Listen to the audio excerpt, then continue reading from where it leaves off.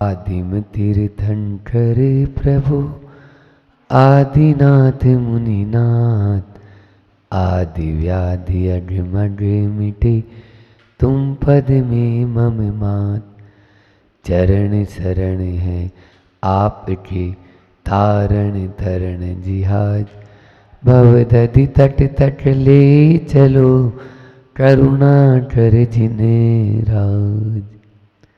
बोली 52 गजा की बड़े बाबा अतिशयकारी आदिम तीर्थंकर आदिनाथ भगवान की, परम उपकारी संत श्रोमणी आचार्य गुरु और विद्यासागर जी महाराज की, परम पूज्य मुनि श्री 108 दुर्लभ सागर जी महाराज की 48 दिवसीय भट्टामर महामंडल विधान की।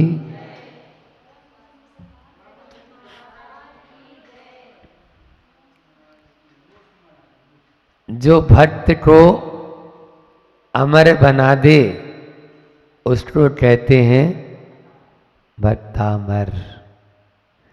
जो आत्मा को परमात्मा बना दे उसको कहते हैं भट्टामर।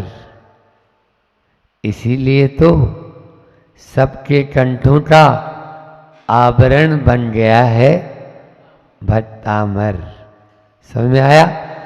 भट्टामर सबके कंठों का आवरण है।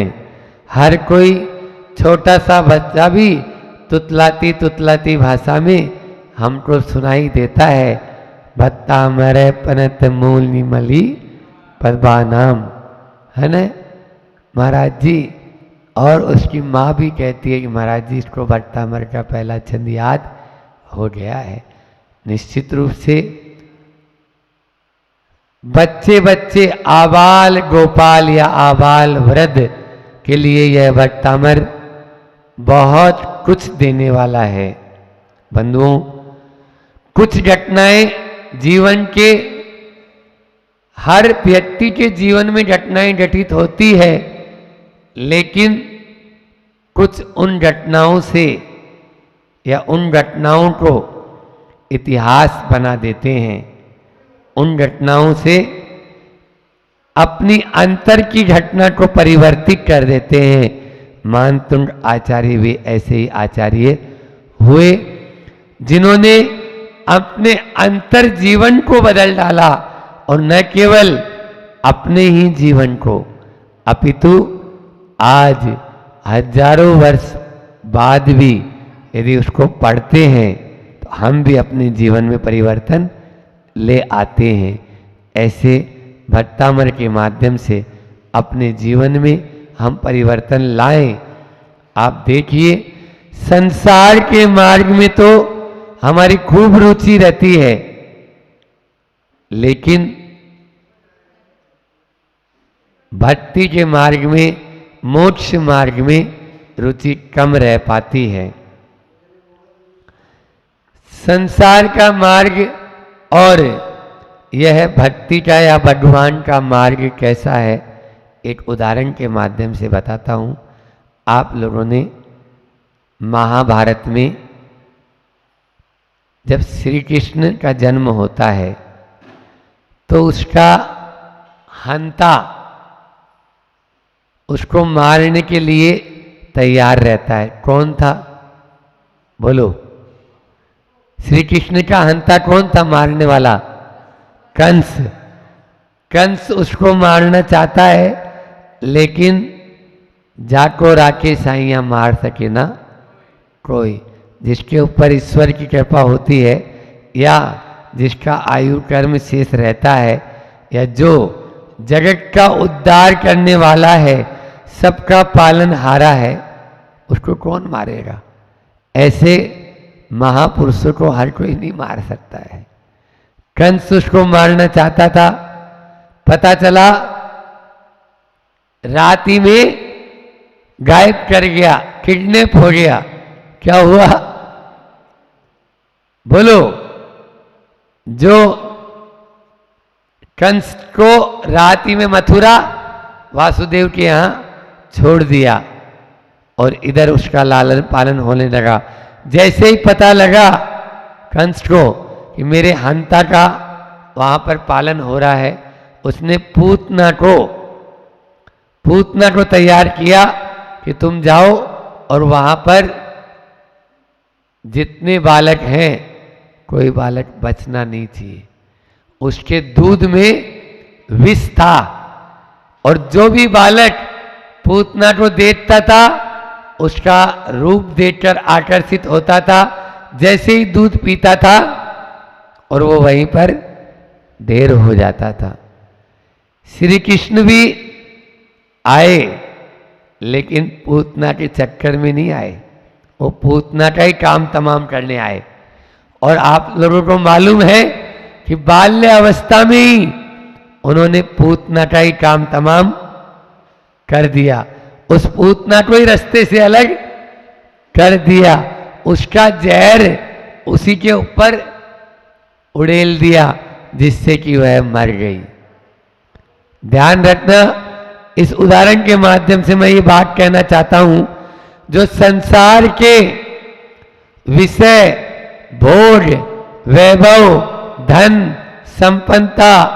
संपदा संबंधी इनकी ओर आकर्षित होगा, वो पूतना के उस जहर की ओर आकर्षित हो रहा है जो अपने प्राण गंवा देते हैं।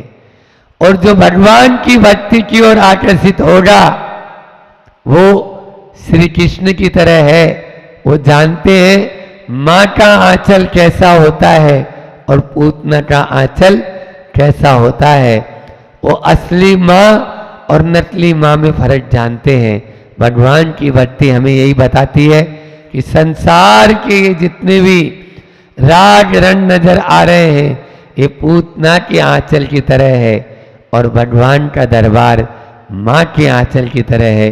भगवान के दरबार में आओगे तो आपका हिफाजत होगी, आपकी सेफ्टी होगी, आप मरने से, अकाल मरने से बच जाएंगे।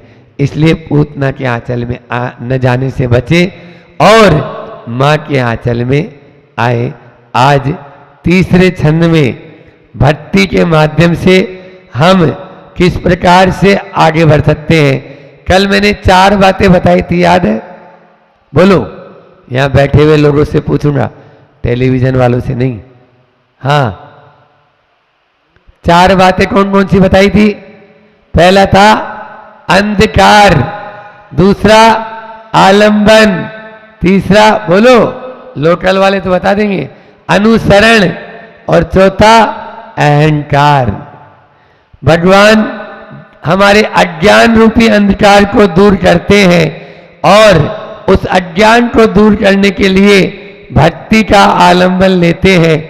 जैसे अंधकार को दूर करने के लिए दीपक का आलंबन लेते हैं, वैसे ही हम एक ज्ञान का दिया जला दें तो मोह रूपी अंधकार दूर हो जाएगा।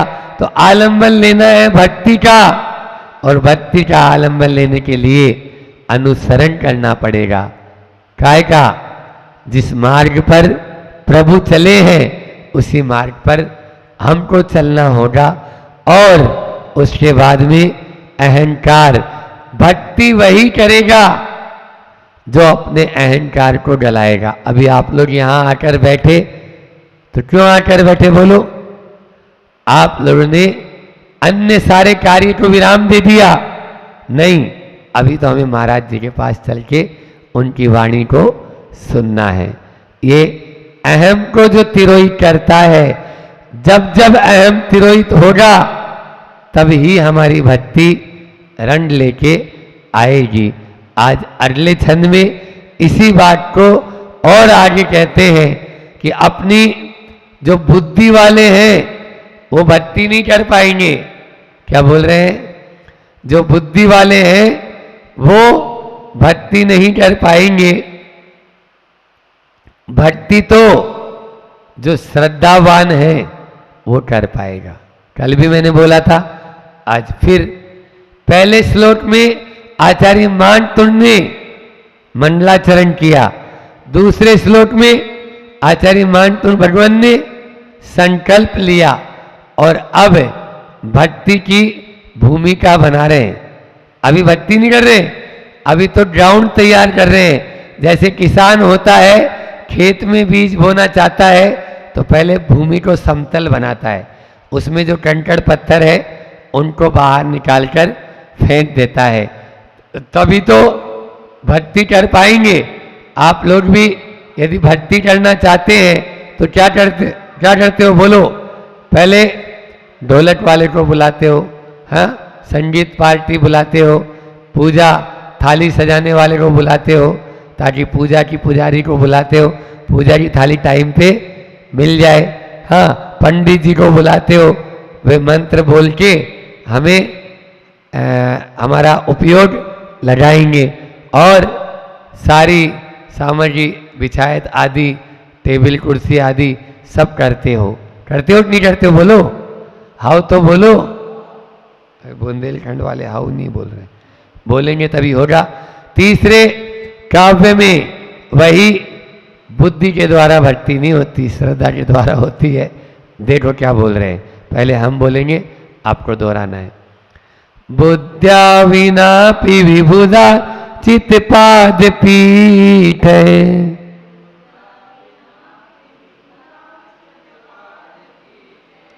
स्तोतुम समुदत मतिर्विगतत्र पोहम।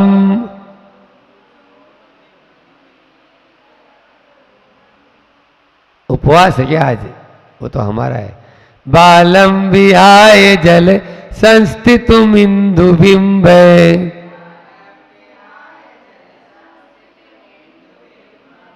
मन क इच्छति जन सहसा ग्रहीतुम।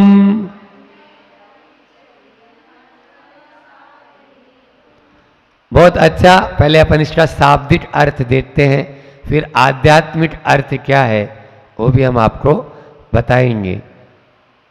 विबुधार्चित पाद पीठ है। विबुध संधि विच्छेद करो, विबुधार्चित में से विबुध निकलेगा। विबुध का मतलब होता है देव, विबुध का मतलब देव।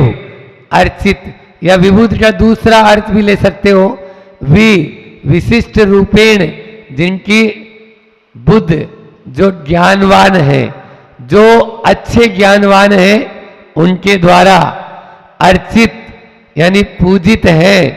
पाद पीठ यानी चरण कमल रखने का स्थान। भगवान तो पूजित है ही, लेकिन भगवान के चरण जहां पे रखते हैं वो भी पूजित होते हैं। आप लोग तो वो चरण नहीं, चरणों की जो धूल होती है वो भी माथे लगाते हो।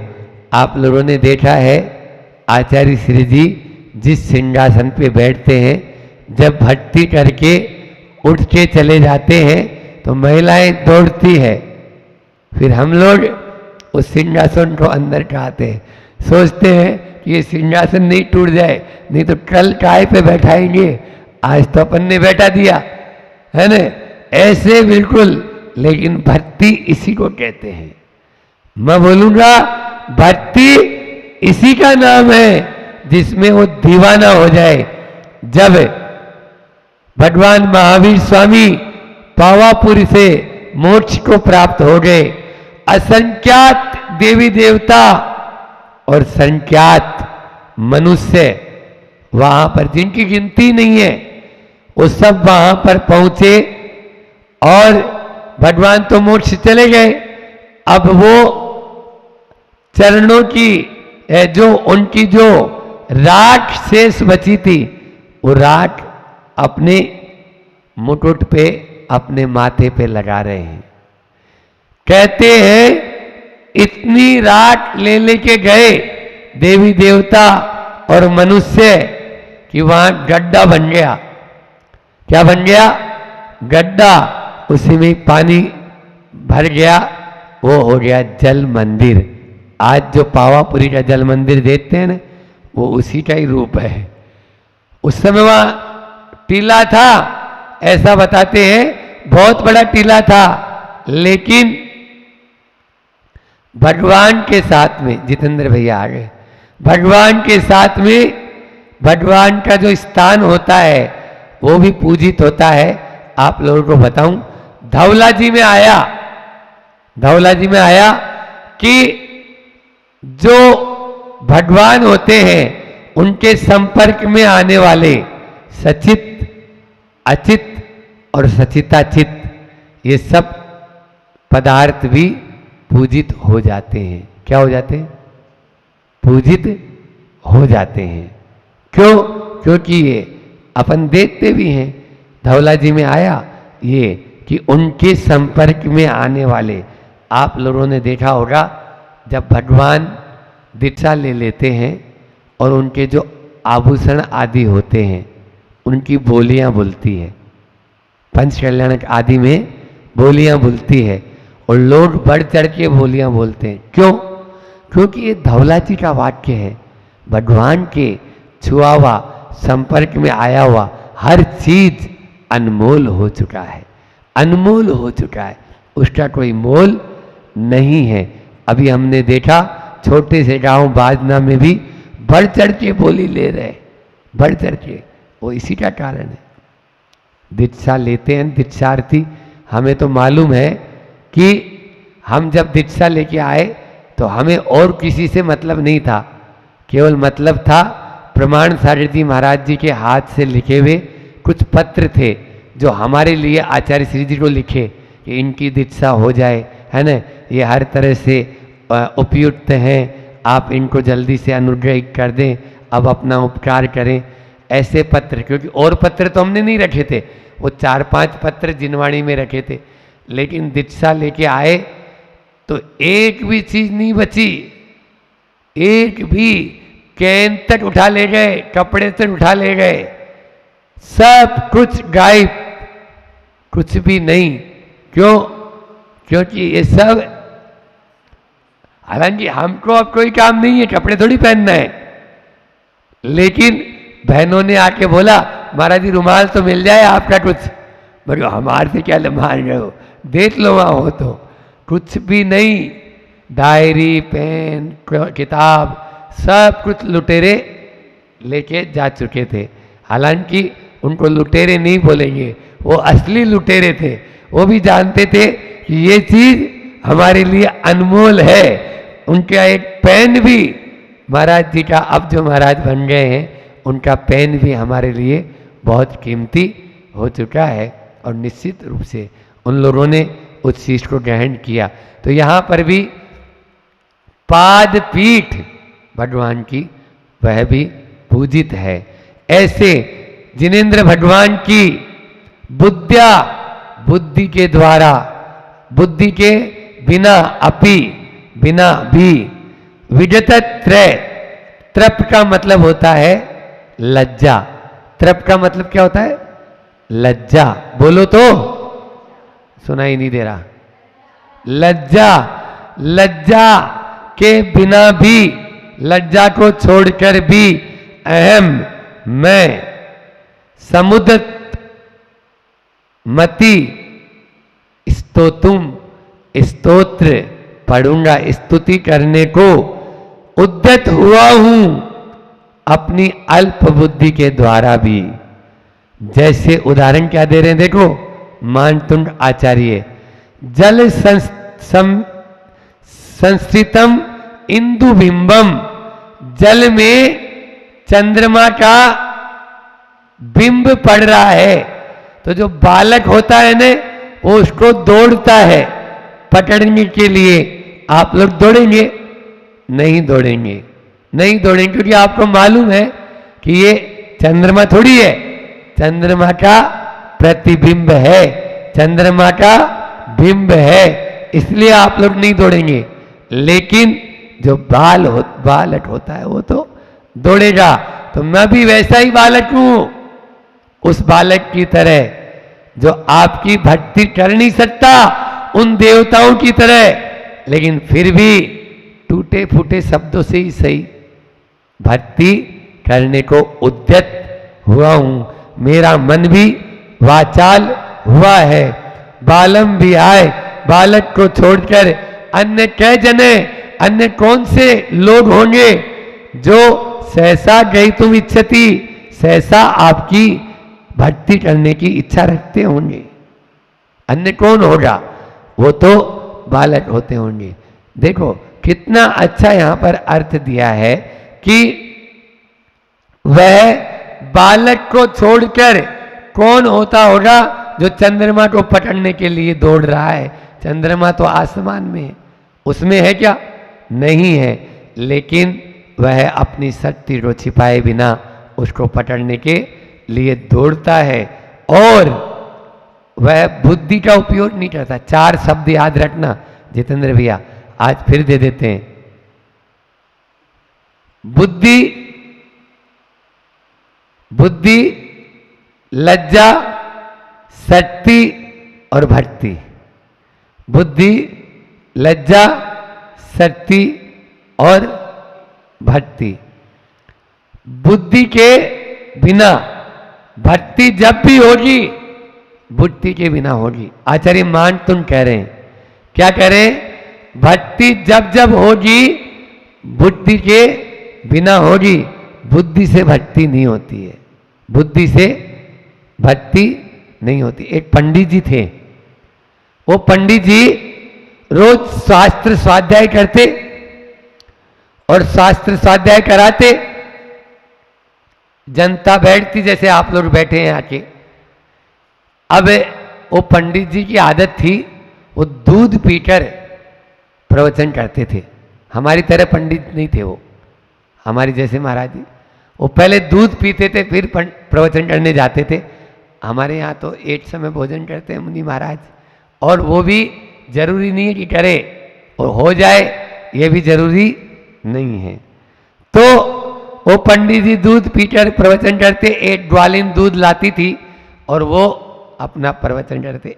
कभी कभी बरसात जैसे आज हो रही है आपके 52 गजा में, ऐसे पानी गिर जाता तो नदी नाले उफान पे आ जाते। अब वो दूध समय पे नहीं लेके आती, समय पे नहीं लाती, तो पंडित जी उसको डांटते।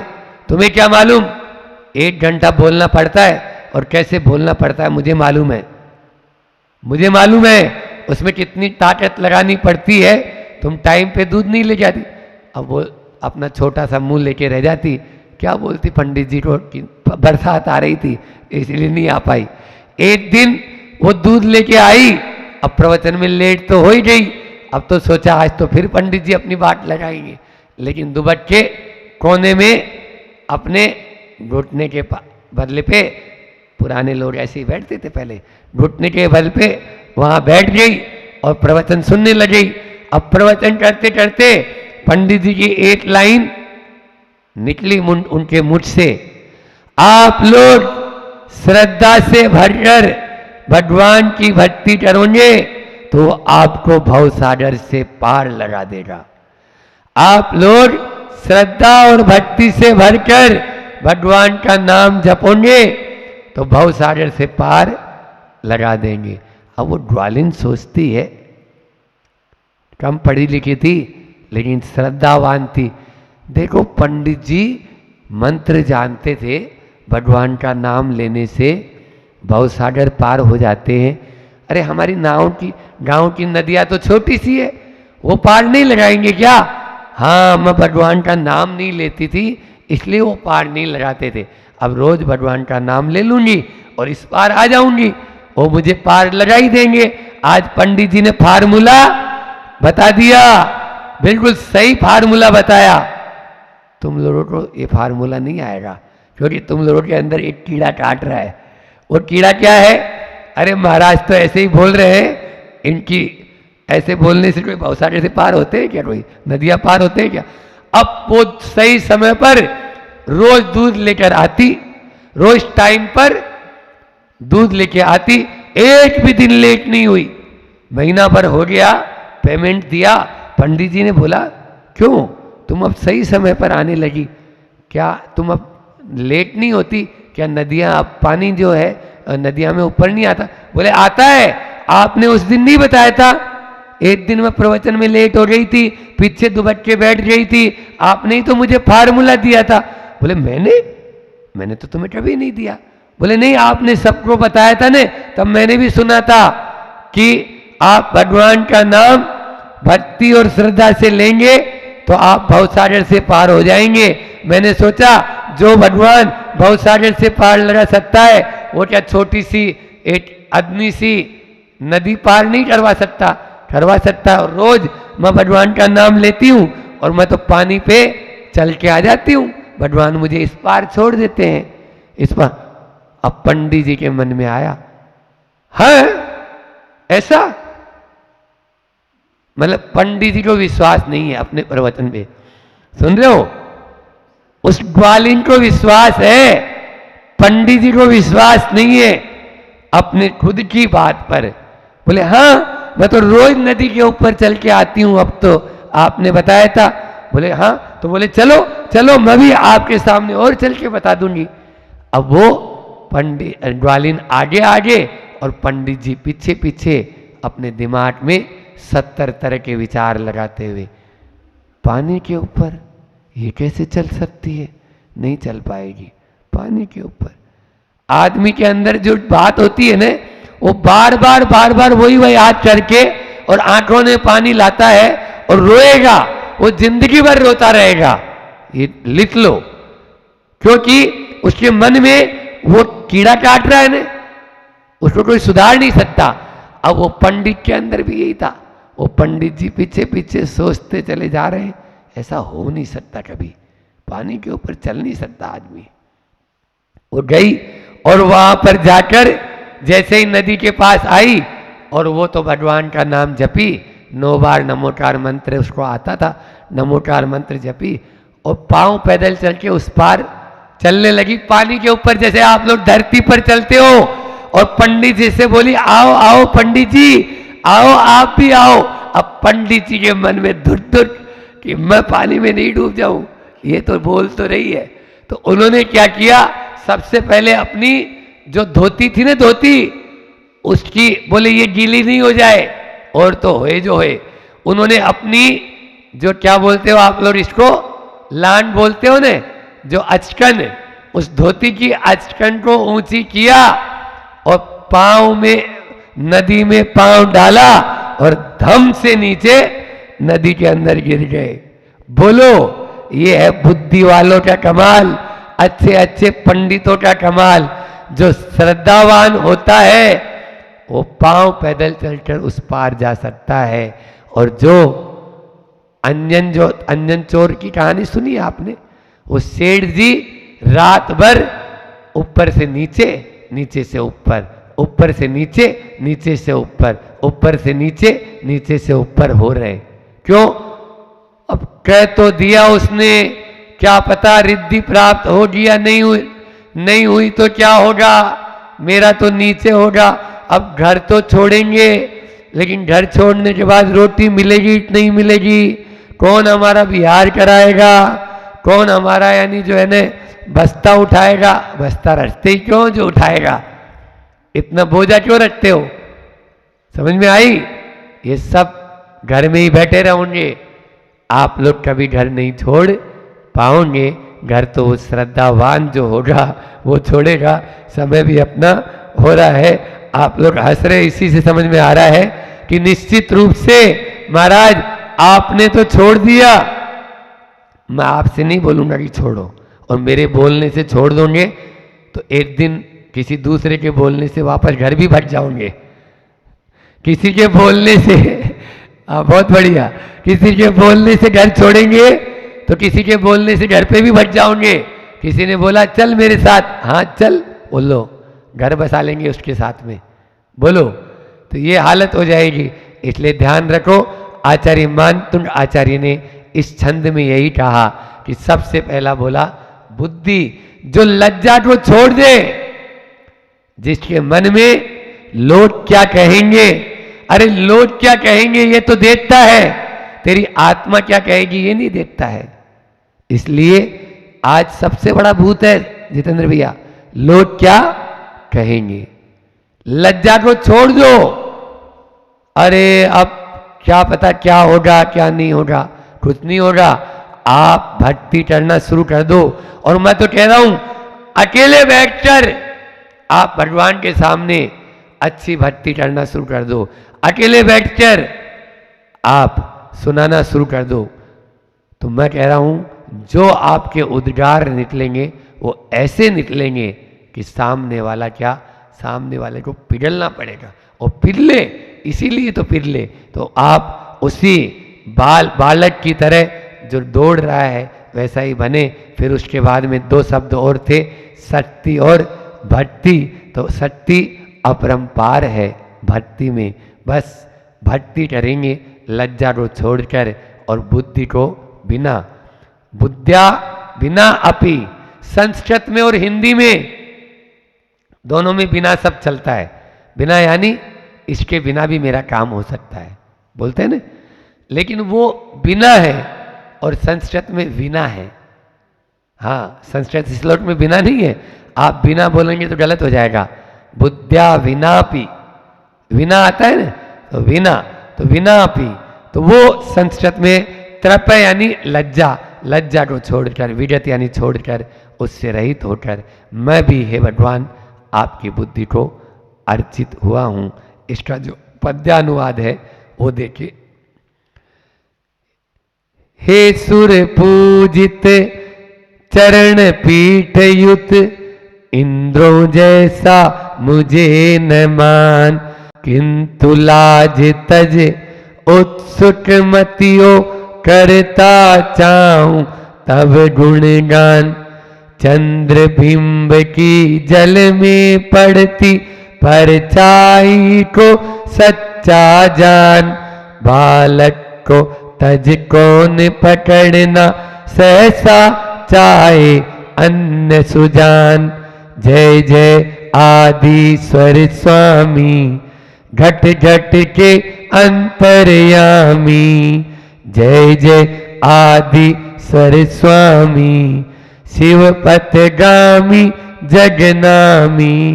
बहुत ही अच्छी पंक्तियां, ये पद्यानुवाद किया है ध्यान सागर जी महाराज जी ने, उनके द्वारा ये पद्यानुवाद था, इसलिए ये पढ़ा। आपन लोग भी देखो, सुरपतियों के द्वारा जो है, उनके द्वारा जैसी भक्ति होती है वो तो मैं नहीं कर पाऊंगा, लेकिन लज्जा को छोड़कर आपकी भक्ति करने का उद्यत हुआ हूँ, ऐसा मानतुंग आचार्य इस छंद में कह रहे हैं। इसी प्रकार से आगे के छंदों में भी भूमिका बनाएंगे, एक एक भूमिका को अपन देखते चले जाएंगे। बोलिए अहिंसा परमो धर्म की। आचार्य गुरुवर विद्यासागर जी महामुनि राज। नाम उन्हीं का बदनाम होता है जिन्होंने नाम कमाया। जब नाम हमने कमाया है, हमारी कमाई है, तो कर्म के उदय से उस नाम पर बट्टा लग गया तो विकल्प मत करो। अगर कुछ हो भी गया है तो विकल्प मत करो। जब हमने कमाया है तो हम और कमा लेंगे। उसमें क्यों आप संकल्प पिघल कर रहे हो? क्यों उसमें आप राग द्वेष कर रहे हो? अगर आप उसमें राग द्वेष कर रहे हो तो ये मान के चलना ये एक प्रकार का आत्मध्यान है, उससे कर्मों का बंध हुआ। गवाता वो है जो कमाता है, गवाता वो है जो कमाता है। आपने कमाया था इसलिए आपने उसको गवाया है, तो उसकी चिंता छोड़ दो। समय अपने पास बहुत कम है। और दूसरी बात भी करना, दूसरी बात आपसे मैंने रखी, यह नाम की बात। तो विदिशा वालों, अगर अपना विकास करना हो तो नाम को छोड़ देना, तब आप आत्मा राम को प्राप्त कर पाओगे। आत्मा तक पहुंचने के लिए हमें नाम को छोड़ना पड़ेगा। और दूसरी बात क्या थी? दिगंबर जब बन पाओगे, दिगंबर जब बन पाओगे जब आप मन से दिगंबर बनोगे।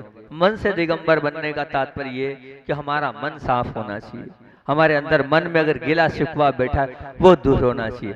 हमारे अंदर की गांठ अगर है, हमारे अंदर की गांठ नहीं, हमारे अंदर की गांठ नहीं, हमारे संसार की 60 गांठ को और मजबूत कर रखा है।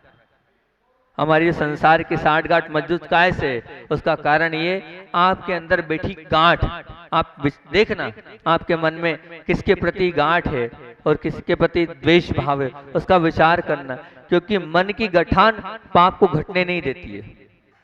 ये जो मन की गठान है ना, किसी के प्रति, जिसके प्रति भी बैठी हुई है आपकी, वो जिसके प्रति बैठी है वो आपके पाप को घटने नहीं देगी।